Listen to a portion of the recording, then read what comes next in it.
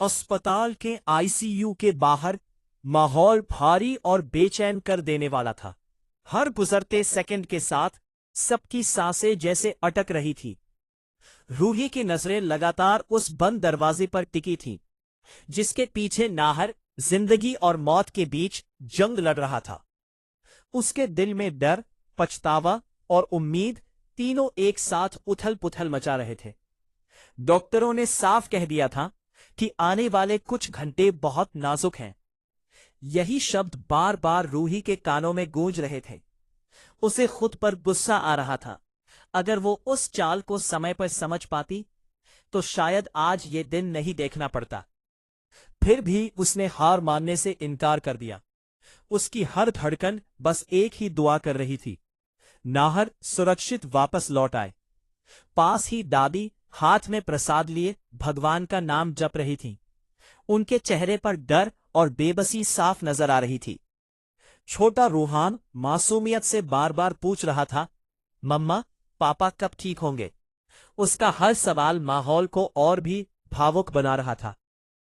दूसरी ओर जेल की चारदीवारी के भीतर अग्नि पहली बार बेचैन थी। उसके मन में पछतावे की आग जल रही थी। उसने जो सोचा था वो कुछ और था, लेकिन उसकी नफरत ने सब कुछ उल्टा कर दिया। अब उसे डर सता रहा था। अगर नाहर को कुछ हो गया तो वो खुद को कभी माफ नहीं कर पाएगी। अचानक आईसीयू के अंदर हलचल तेज हो जाती है। मशीनों की आवाजें बढ़ जाती है।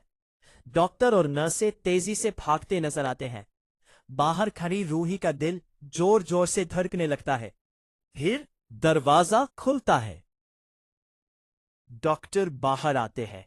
सबकी निगाहें उन पर टिक जाती हैं। वे बताते हैं कि नाहर की हालत अभी भी गंभीर है, लेकिन उसका शरीर इलाज का जवाब दे रहा है। ये सुनते ही सबको थोड़ी राहत मिलती है। रूही की आंखों में उम्मीद की हल्की सी रोशनी फिर से चमक उठती है। रात जैसे तैसे कटती है। कोई नहीं सोता।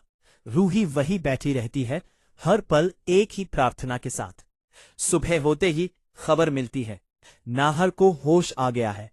पूरा परिवार खुशी से भर उठता है।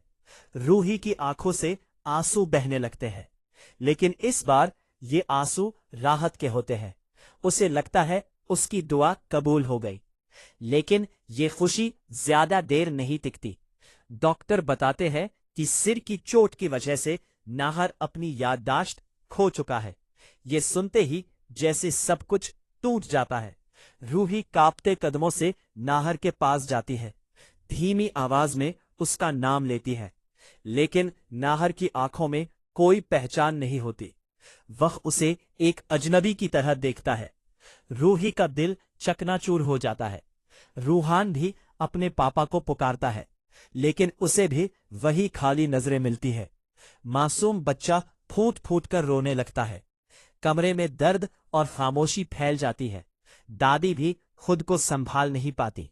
लेकिन इसी टोटन के बीच रूही एक फैसला लेती है।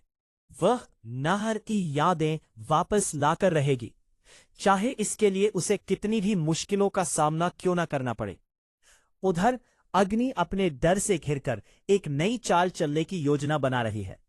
उसे पता है कि अगर सच्चाई सामने आ गई तो सब खत्म हो जाएगा।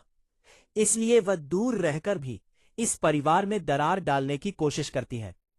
इधर रूही हर दिन हर पल नाहर को उनकी पुरानी यादें लौटाने की कोशिश करती है, तस्वीरों के जरिए, बातों के जरिए, एहसासों के जरिए।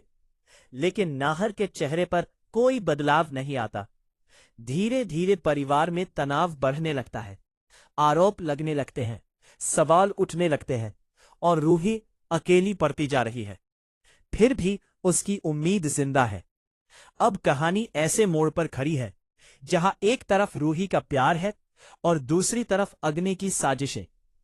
क्या रूही अपने प्यार की ताकत से नाहर की यादें वापस ला पाएगी, या फिर नफरत का खेल उनके रिश्ते को हमेशा के लिए तोड़ देगा? आगे क्या होगा, यही इस कहानी का सबसे बड़ा सवाल है।